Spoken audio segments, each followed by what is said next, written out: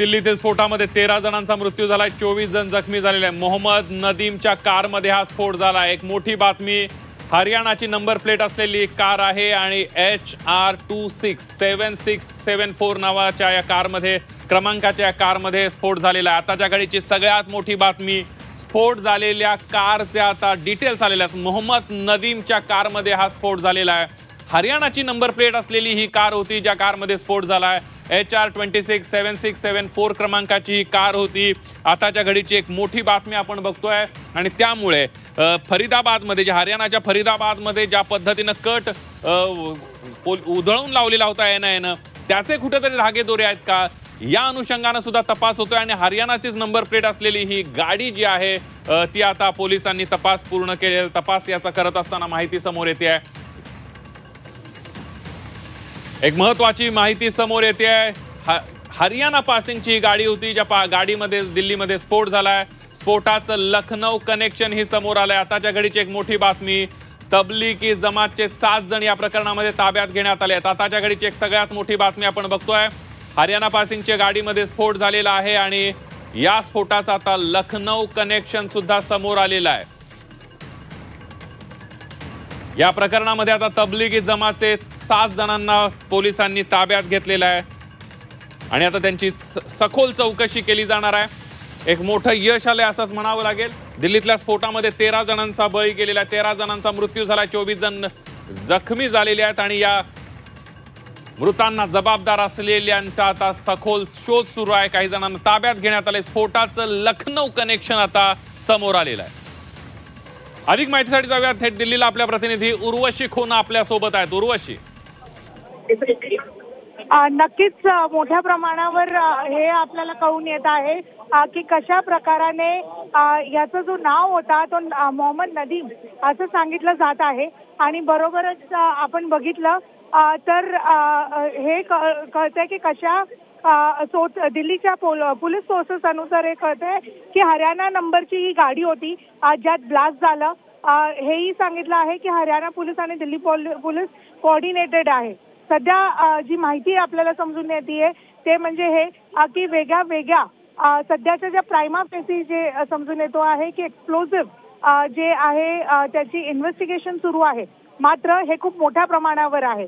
सध्या on ground मी आहे आणि आपण बघतोय की मोठे मोठे असे NSG कमांडोज आपल्याला बघायला मिळतात। तसेच मोठे मोठे सगळ्या ऑफिसर्स जे आहेत, मग ते IB म्हणा, CRPचे म्हणा, ते सगळे ऑन ग्राउंड आपल्याला इथे बघायला मिळत आहेत।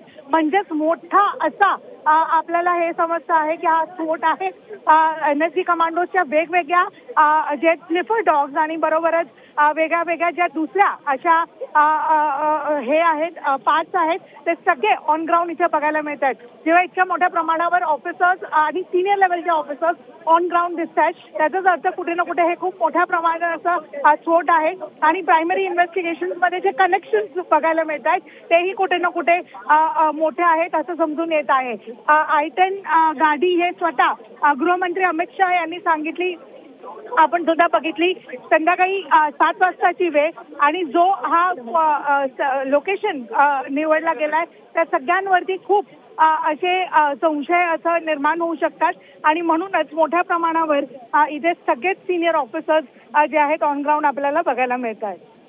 अगदी उर्वशी, या सगळ्यामध्ये आपण बघितलं ही हरियाणा पासिंगची गाडी आहे आणि साधारणतः लखनौ कनेक्शन सुद्धा या सगळ्या समोर येत आहे। कुठेतरी फरीदाबादमध्ये RDX जप्त करण्यात आलं होतं, एक दहशतवादी हल्ल्याचा कट उद्ध्वस्त करण्यात आला होता, त्याचंही कुठं कनेक्शन जोडलं जातंय का, त्याबद्दल काय माहिती मिळते? सभी जगहों पर रैंडम वाहनों की चेकिंग कराई जा रही है। खास करके दिल्ली से आने वाले रास्तों पर ये चेकिंग बृहद रूप से हमारे प्रत्येक नाकाबंदी पॉइंट पर चालू हुई है।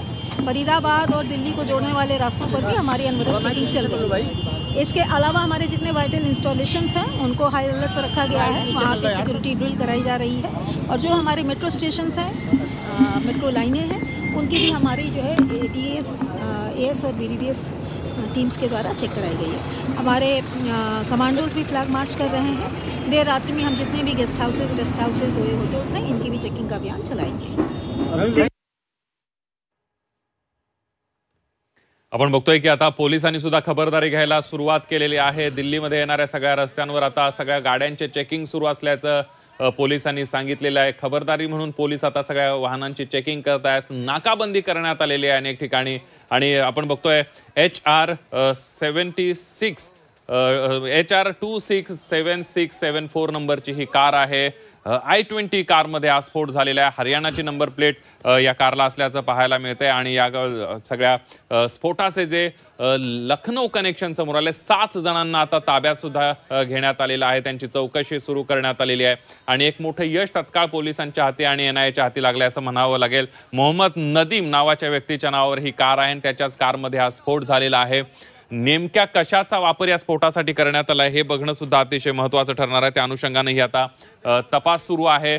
अमित शाह यांनी लोकनायक रुग्णालयामध्ये जाऊन जखमींची विचारपूस केलेली आहे, त्यांच्या तब्येतीची काळजी घेतली। ग्राफिक्सच्या माध्यमातून आपण बघतोय स्फोट झाला त्यापासून लाल किल्ला हा फक्त 700 मीटर अंतरावर होता, तर जामा मस्जिद आहे ती 1.3 किलोमीटर, दिगंबर जैन लाल मंदिर आहे ते 1.3 किलोमीटरवर असल्याचं पाहायला मिळतंय। या ठिकाणावरून स्फोट झालेल्या ठिकाणापासून इंडिया गेट आहे ते साधारणतः 6.5 किलोमीटरवर असल्याचं पाहायला मिळतंय। संसद भवन 7.5 किलोमीटरवर, बिर्ला मंदिर आहे 8 किलोमीटरच्या अंतरावर आहे, तर नवी दिल्ली रेल्वे स्टेशन हे स्फोट झालेल्या ठिकाणापासून 4 किलोमीटरवर आहे। काश्मीरी गेट बस स्टँड आहे 3 किलोमीटरवर आणि जुनी दिल्लीचं रेल्वे स्टेशन आहे 3.7 किलोमीटर अंतरावर असल्याचं पाहायला मिळतंय आणि एकंदरीत लाल किल्ल्याच्या या संवेदनशील या भागामध्ये हा स्फोट झालेला आहे। डॉग पथकाकडून आता डॉग स्क्वॉडकडून सगळ्या रेल्वे स्थानक आणि या सगळ्या परिसरामध्ये तपास केला जातोय आणि खबरदारी म्हणून आता सगळीकडे तपास करायला सुरुवात करण्यात आलेली आहे। सर्च ऑपरेशन अनेक ठिकाणी राबवायला सुरुवात केली आहे। रेल्वे स्टेशन असतील, मेट्रो स्टेशन असतील, मंदिरं असतील, या ठिकाणी हाय अलर्ट जारी करण्यात आला।